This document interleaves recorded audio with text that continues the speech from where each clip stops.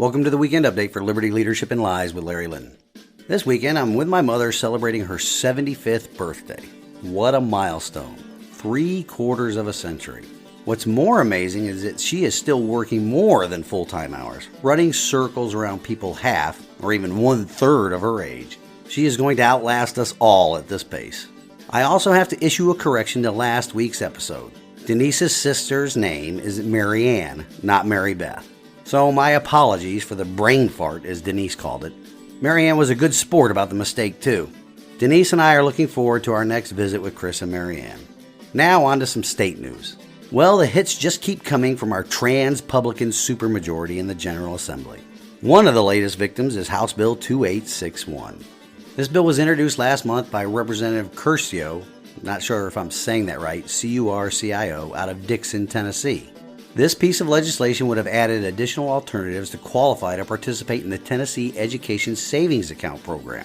It would have given parents in the state's lowest performing schools, which is frankly a whole bunch of them based upon test scores lately, an education savings account, providing them with more opportunities to use their state education dollars to find better schools for their children.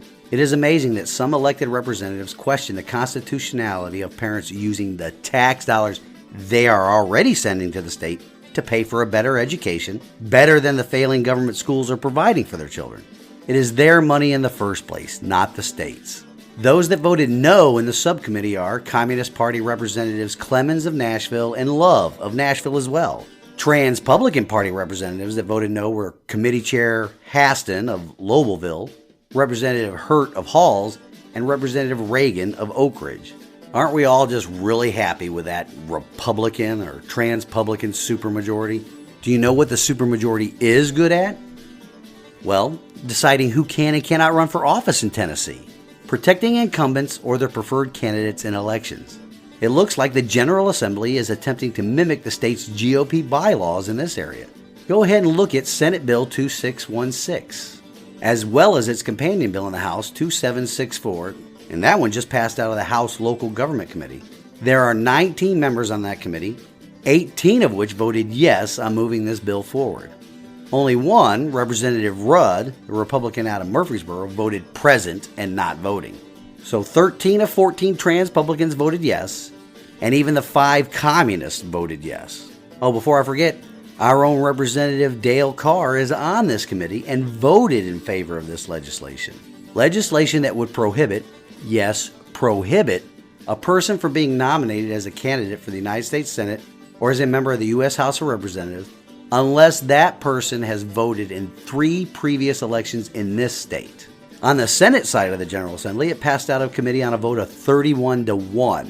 Hard to believe that the no vote was the podcast's favorite state senator, Todd Gardenhire. I won't go into the breakdown of political parties on the Senate side here because we all know that it is a Transpublican supermajority.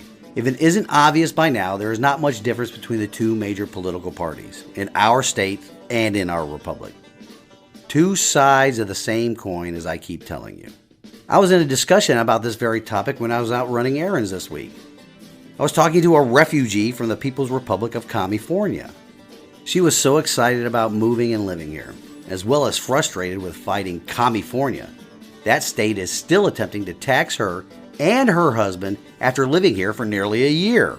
Well, I had to pull the blinders off of her about the politics of the parties here in the state of Tennessee and how they just label themselves as Republicans, but pass legislation contrary to the National Party's stated platform. People all over this state need to wake up to the creeping communism that is taking over our General Assembly. While they disguise themselves as Republicans, they work hard in the General Assembly to pass totalitarian legislation like House Bill 2764. And to kill legislation like House Bill 2861 that we discussed at the top of this update. So when you walk into the voting booths this year, stop blindly supporting a candidate that has your preferred political party next to their name. Research their voting history. Is it pro-liberty or is it anti-liberty? Choosing between a Republican or a Democrat has become choosing between the lesser of 2 evils. It is always still choosing an evil. Give the independent candidates like myself some serious consideration. I can guarantee you this, any legislation I propose or support will be constitutional, pro-liberty legislation, and I will uphold the oath I swear to the Constitution. Until next week, this has been the weekend update of Liberty, Leadership, and Lies with Larry Linton. I pray you all have a wonderful weekend. Stand in the arena with me.